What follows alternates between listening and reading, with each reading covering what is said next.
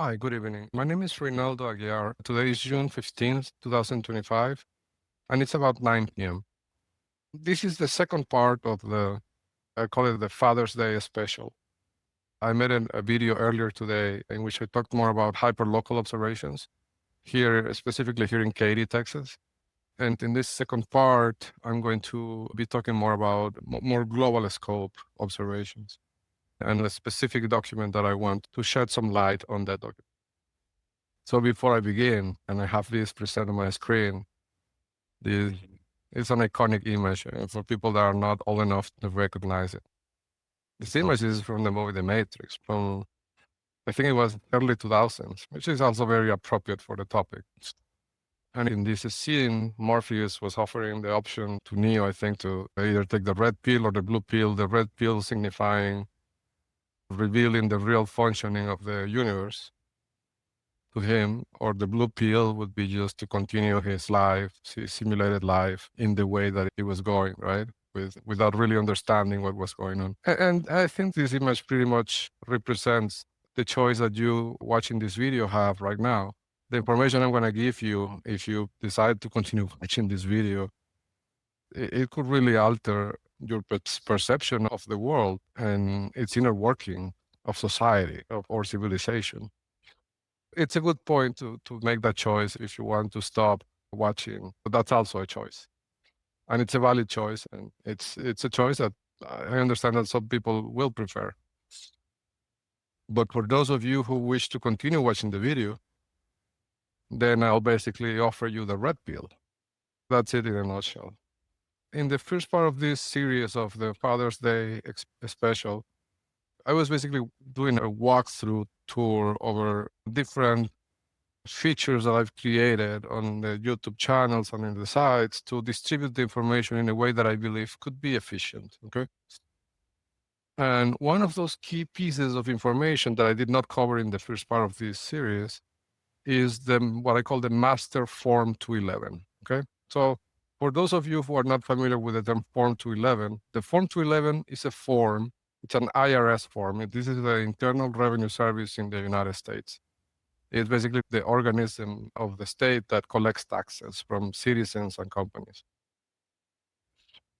And there's this Form 211, which is an official form that they have for submitting what they call whistleblower reports. So this is basically when citizens or organizations want to report to the IRS the suspicion, if they have the suspicion, that somebody might have cheated on their taxes or that they are not paying their fair or not reporting their real income. And it's a legal instrument in a way designed for citizens and organizations and companies to submit information voluntarily to the IRS about potential violations to tax law.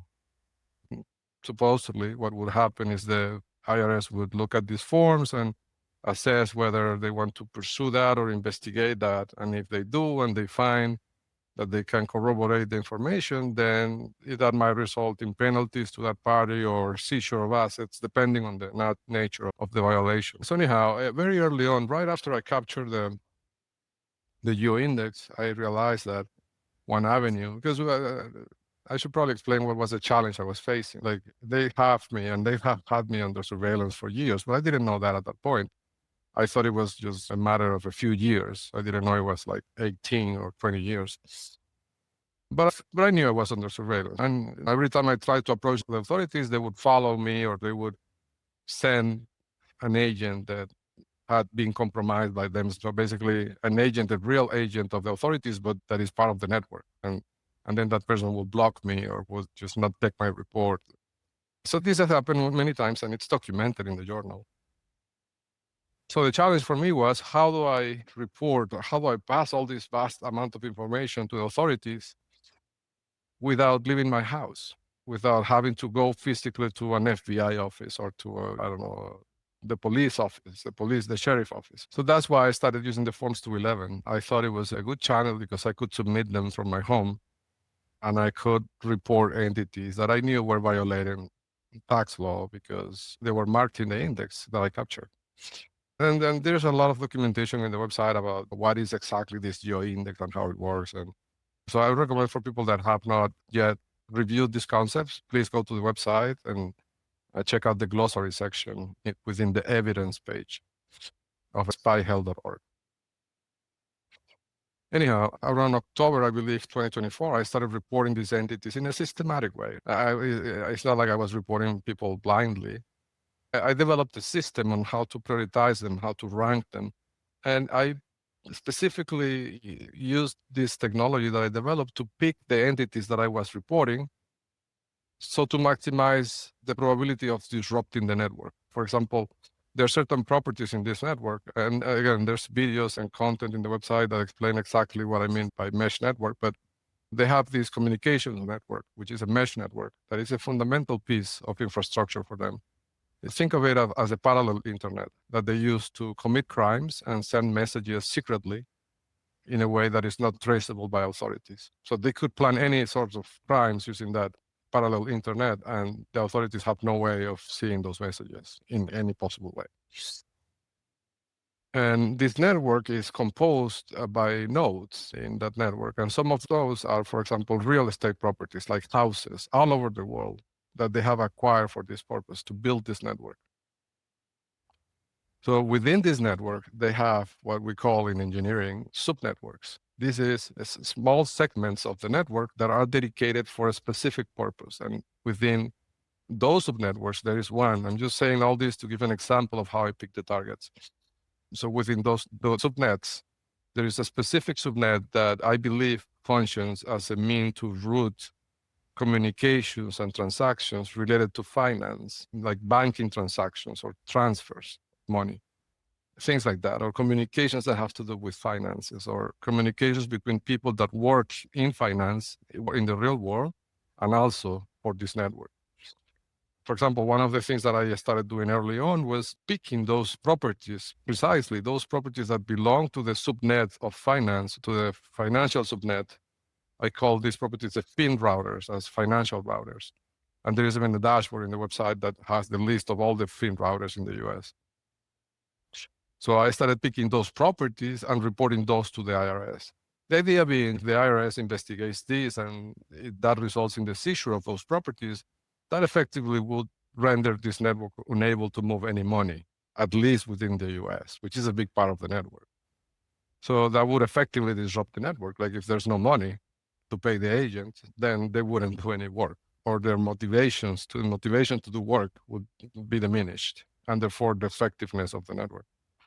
So what I'm just posting this as an example to show that the way I pick those properties to report to the IRS, there's engineering and there is thought and process behind the picking of the entity. It wasn't like a random picking from the database. Like I systematically picked them in a way that could maximize the disruption of the network. And the fin routers is just one example, but I did this with many other subnets. There's a subnet that is specifically for intelligence officers, like foreign intelligence officers that are working as unregistered intelligence officers for a foreign government within the US, and they have their own subnet in the system. I've reported all those properties to the IRS. Just to give a couple of examples. I also want to say I'm touching on this subject because within this group of properties and entities, really, there's people, there's companies, there are real estate properties that I've reported in this IRS form. There is a special group, a small but very special group of individuals that I call them the fathers of the PayPal mafia. So this is a small group of individuals that, and when you see the names, you'll be surprised, I bet you. But this is coming from the data. Like this is not coming from a hunch or from what I believe or from political motivation. It has nothing to do with that.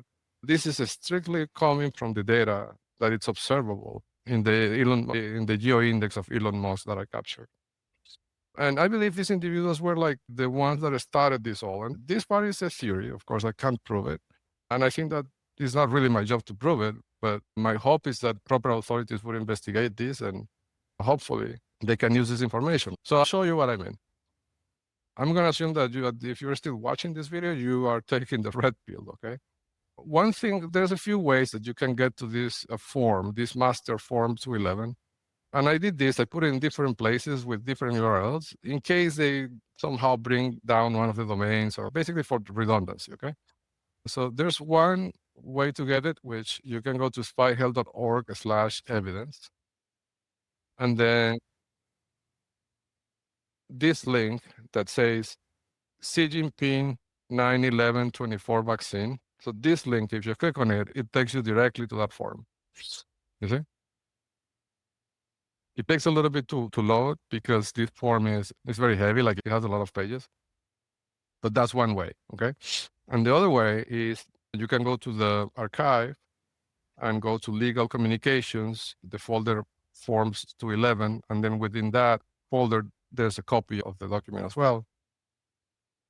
And also, you can simply do this. You can go to this domain, so this website, form211.org. If you just put that in your browser, it will automatically redirect you to this form, okay? That I'm opening here. I already have it open here. And you see, this form has 164,000 pages to give an idea of the dimension of this report to the IRS. And the actual entities being reported are on page 905. This is an important number, so you can navigate the form effectively. So if you can please take note of this number, 905. This is the page in this form 211 in this file in which the actual entities being reported start. Okay, and if you go to page 1, you will see the actual form that was submitted to you as well. And in the section B of the form, the IRS basically asks in the form, what are the offenses or the violations that you suspect this entity or these entities to have committed? And you can see the list, but basically they did pretty much everything that there is to do. In my opinion, and from what I'm seeing in this data that I captured from Elon Musk.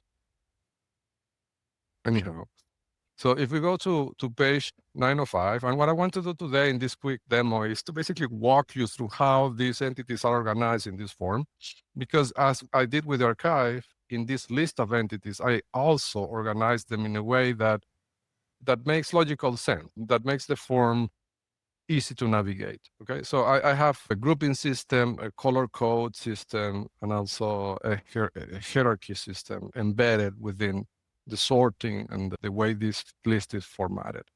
And understanding that will let you understand a lot of things that are encoded into this form. Okay, so the top entity is El Cartel de los Soles, which is, for people that are not familiar with this term, I would recommend do a search on Google or ChatGPT and learn about it. It's a big, allegedly, drug trafficking organization, international.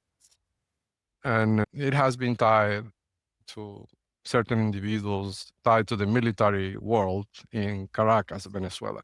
Okay? And this is a key organization for the PayPal mafia because it provides illicit income that makes it possible to do all the things that they do. And part of the reasons of why they can be so successful is because they create this impunity with different mechanisms that they have, but they create impunity to commit crimes like drug trafficking, for example. And this gives them a tremendous amount of income. And because they have so much money, most of it coming from the illicit trades, like the drug trafficking, money is not an object. So they can buy thousands, hundreds of thousands of properties, millions of properties, no problem. Like money is not an object. They can fly 100 planes per day above a target's house if they need to, or if they want to harass them. Like it's no problem. That if they have to spend $5 million a day in flying planes, and they do it, like, because money is not an object, because it's money that was obtained illegally, right? And they're not paying taxes for that money because it's an illicit trade. So they're operating in a completely different set of circumstances than the rest of the world. And that's an unfair competition, because how can any legit entrepreneur or company can compete with that? It's impossible. So that's why I rank it at the top, because I believe it's one of the major sources of income for the entire network to function. And then after that section, you will see the founding fathers. Okay, so the founding fathers, I bet many people will be surprised, but according to the data that I have and the technology that I've employed and developed, and this religious leader from Iran, the Ayatollah, and I'm sorry, I don't know exactly how to pronounce the last name correctly, but like, it is a very well-known, prominent figure. If you Google him, he's been around for a long time in the political areas in Iran. And then Raul Castro from Cuba is the second one, the second founding father. And Bill Gates. from the United States.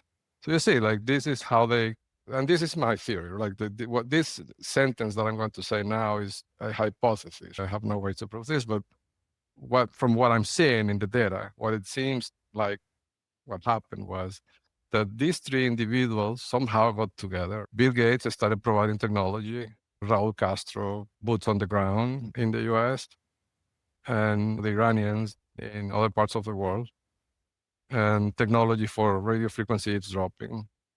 And they created this coalition very early on, before Xi Jinping and before Vladimir Putin and before Diosdado Cabello and before all those people, like those leaders or quote unquote presidents. Those are like the second generation of this, but the real fathers, the real founding fathers of all this are these three individuals. And after that, and you will see all these sections, they have two letters prefix. For example, CS stands for Cartel de los Soles, CS, and PP for PayPal, because this is really the PayPal mafia founders fathers. So this were like the predecessors before the internet boom and everything. Because PayPal happened on 96, 97, 98, 99. But Bill Gates, he was around the technology circles with Windows and everything way before that. So that's the prefix. And then they're sorted by prominence as well. So according to the system and the data that I have, Iran predates in terms of all these efforts, predates even Raul Castro, right? And predates even Bill Gates. And then after, so basically the pattern is people go first. In this, I'm talking about these subsections. I'm just explaining how the subsections, these and the following subsections are structured. So people go first, the leaders go at the top, the political leaders first, and then the technological leaders, Elon Musk and those guys, that's why Bill Gates appears after Raul Castro and Dejatol. After people, then the companies that are important also ranked by how important they are. And here I want to say importance, I measure in a way for this form, okay? Position importance as a metric that I developed for these forms.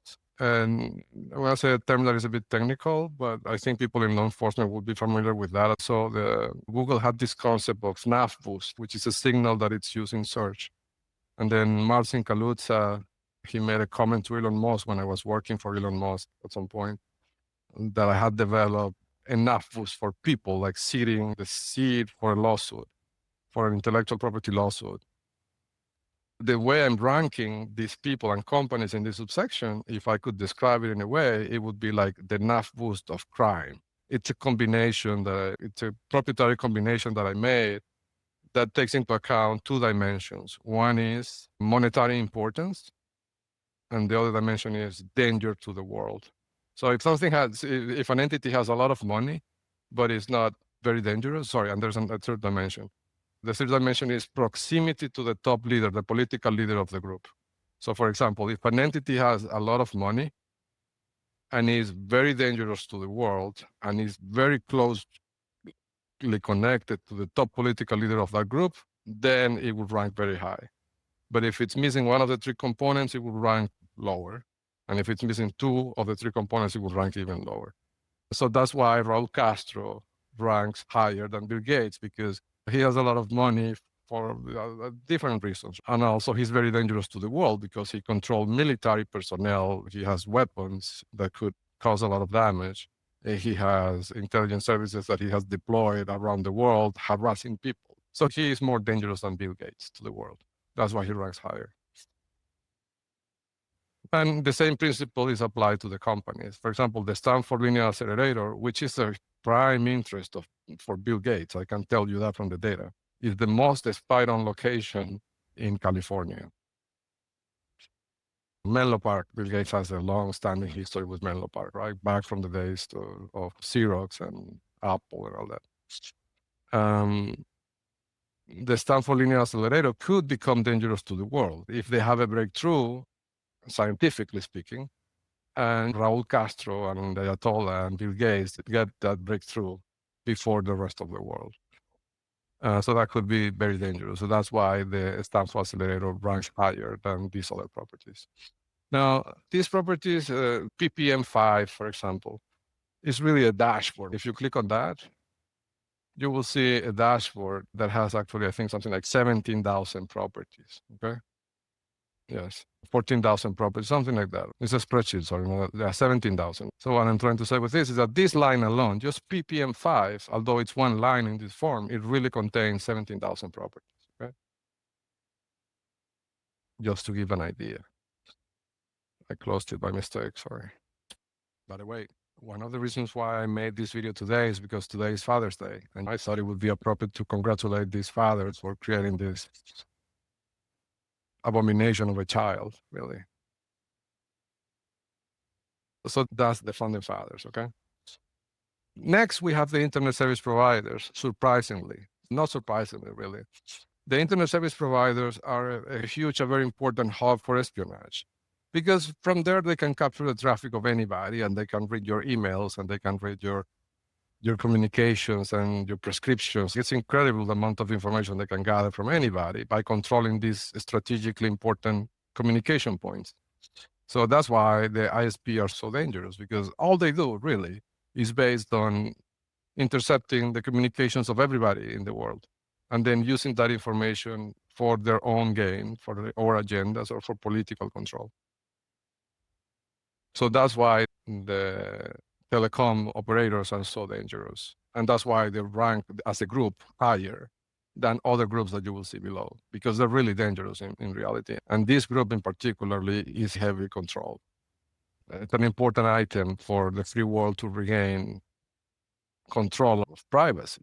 So in the next group, we have the Chinese team, the China team. And its leader, its political leader is Xi Jinping. So that's why he's ZH1. He's at the top. And then, surprisingly, the second entity here is not a person, but a company. Is Huawei. This technology company. They sell equipment, telecom equipment, to a lot of telecom companies around the world. And this has been documented, and I think some of the executives of this company have been either arrested before or tried to be arrested. I don't know, but there's been incidents like in the past with this company, and it's heavily marked. Executives of the company have very high paramilitary scores. And it's dangerous because what I believe they're doing, right, is like installing Trojan horses in the ISPs. So even if they don't control the ISP itself, by selling them this equipment at a low cost, then they have control of the equipment, and they can remotely interrogate the equipment. They can do all sorts of things with that. So that's why that company is so dangerous. And then here we have a lot of political entities, and many of them are in the US, senators, governors, attorney general of different states. Donald Trump is in that list as well, and he is at the third position in the Chinese group. And this clustering comes from data. Like it's not made by hand, it comes from data. So anyway, it's a long list of entities. Elon Musk, to give you an idea, is at the 13th position in the Chinese cluster. So Elon Musk is really a frontman for Xi Jinping, and Tesla is a Chinese company, really, and Starlink is a Chinese company. And he's just a frontman. So all those myths that were created, that he was just a super successful businessman and incredibly hardworking, that he would sleep. I don't know, maybe he sleeps at the factory. I don't know. I was never there. But none of those are the reason for the success. Like the success of the company comes because it's a company controlled by China, and they put a lot of money into that and Chinese technology, and it succeeds.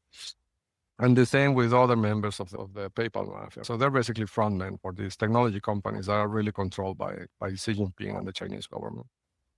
I'm not going to go one by one because there, as I said, there's 164,000 pages in this document. And we could be here months reading line by line, but I encourage people to read it carefully. I'm here if you have any questions, or if there's anything I can do to help clarify something or to give more data. I'm here at your disposal. I'll do this for free. I'll give you my time for free to help you in any way I can. So after the Chinese group that has, if I recall correctly, something like 200 entities, 175 entities, then we have the Russian group, okay? Of course, Vladimir Putin is at the top of that group. And then using these novels of crime that I have, Ron Sargent, the Kroger CEO, is number 2 in that list. And then you have other individuals that have a lot of control of some things, particularly in the US, the governors of Fed are here, and Tursos, who is the CEO of Lima Technologies, which is the company that they use to produce fake news to manipulate public opinion worldwide, is there.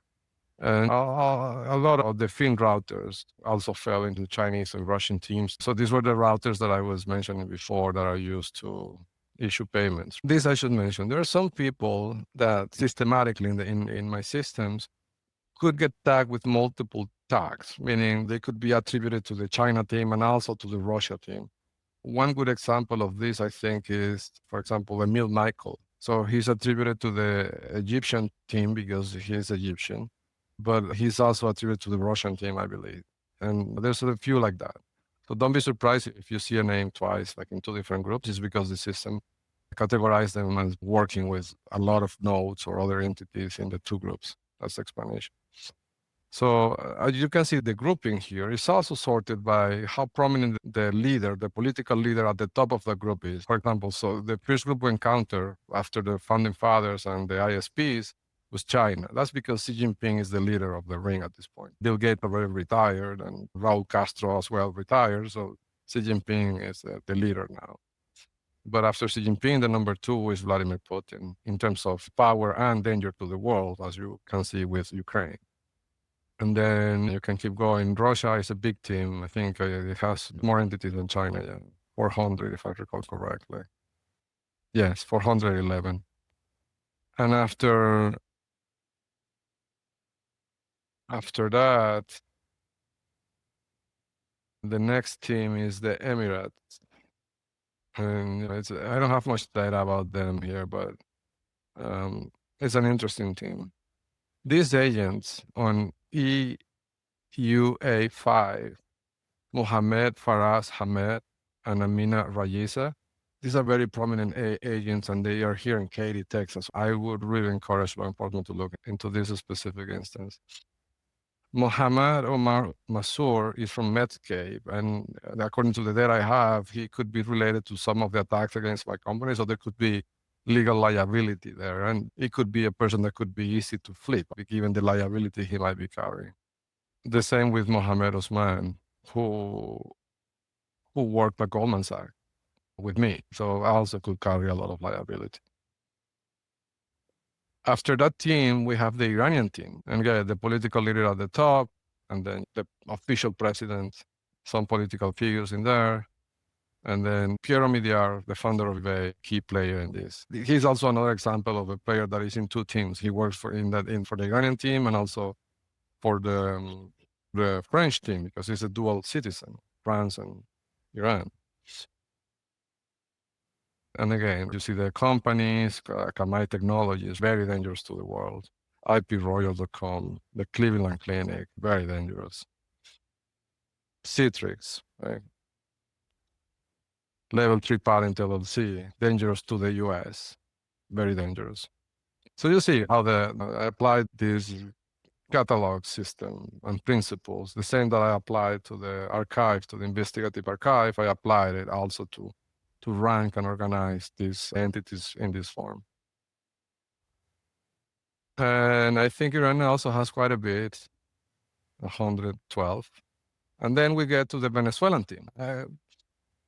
So here, the top player here is just Daro Cabello, as I've been saying. And the system believes he has ties to ISIS. And you can see this because with operators like Alex Saab, who was even captured by the US not too long ago. So that's why Alex Saab was so important to Diosdado Cabello, because he was his ambassador to Iran, an unofficial ambassador. That's what I call the bizarro diplomacy that they employ. This ambassador petroleum is not super dangerous to the world, but it's critical for the operation in the US. And it carries a lot of liability because the owner of that company lives in that complex, Lake Point Estates, where I bought the house, and I made a whole video about this community.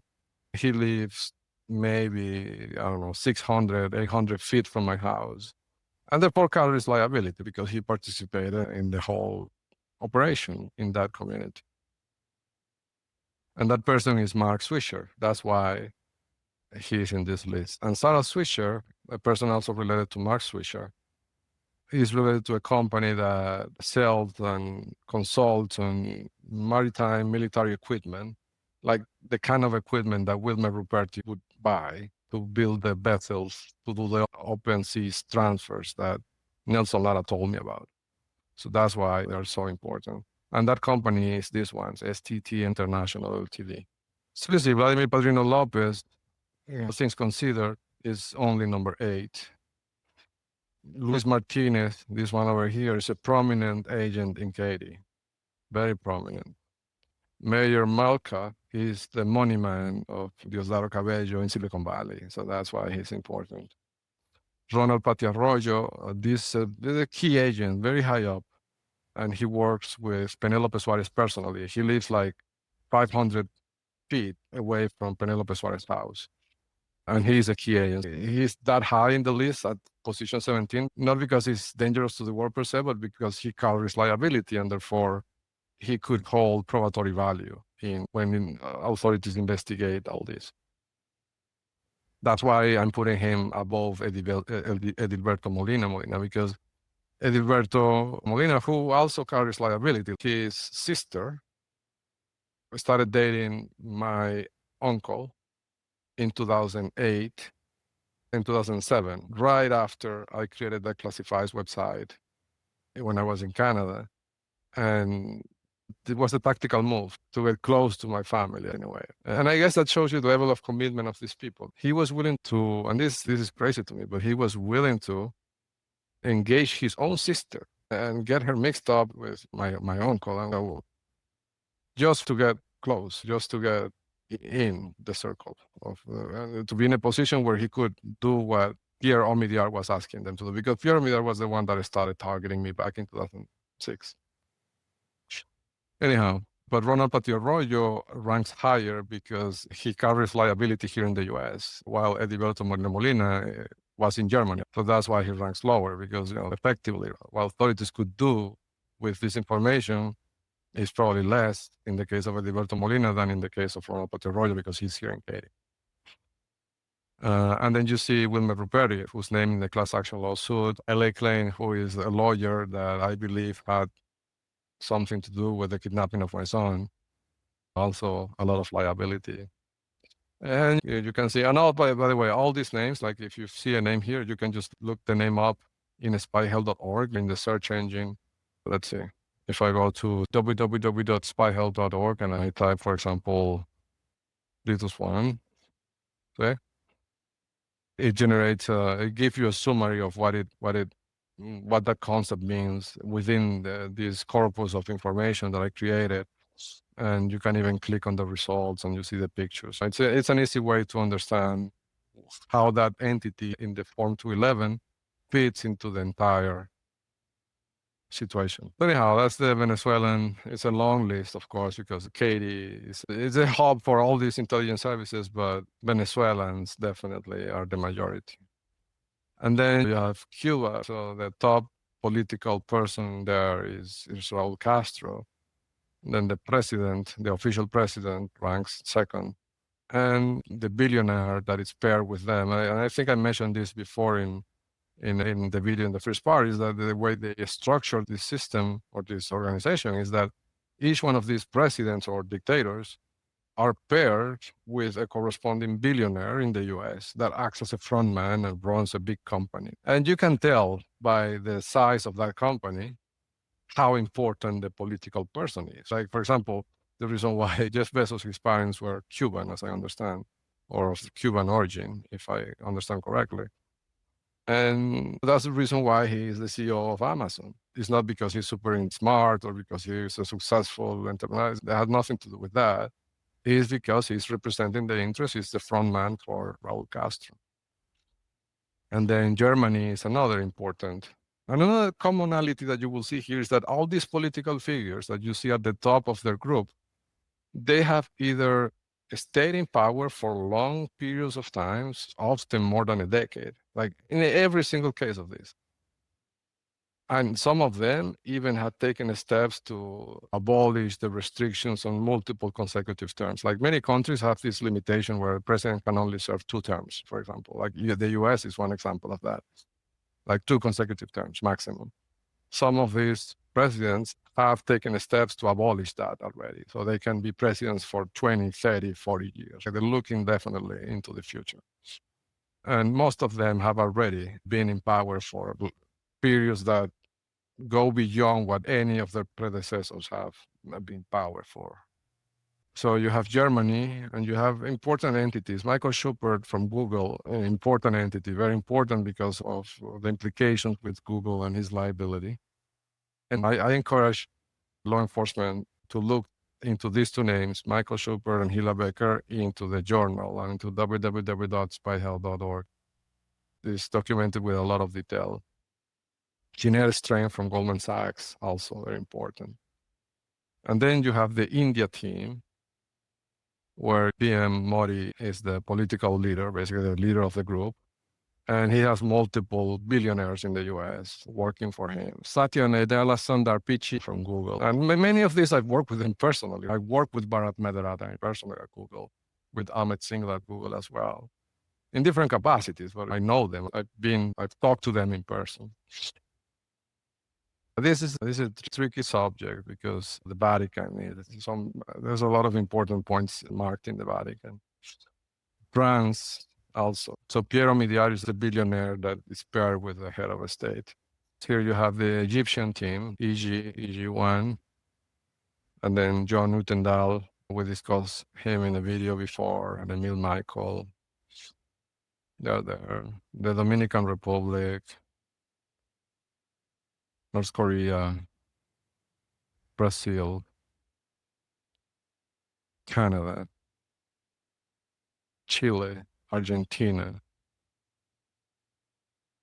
and El Salvador. Right? And then you have a section dedicated to political leaders in the European Union. And all of them are documented in the journal. And then you have the Latin America team. And then we get into foreign influence entities like the PayPal Mafia on itself, Smartmatic. Like, this is one of the most dangerous organizations in the world, because with this is that they fake the results of elections, and they manipulate the results, and they basically can choose governments and presidents as they want, as they wish, and make it look like it was a democratic process. But anyhow, more than going through all the lists, what I wanted was to introduce that this list exists, first of all. And then secondly, to mention that there is a systematic way that was applied to rank the entities in a way that both I think makes sense and also could shorten the time of investigators to really untangle this web of entities, which is ultimately my purpose. So I'm going to stop it at that. But before that, I want to reiterate that I'm here to help in any way I can.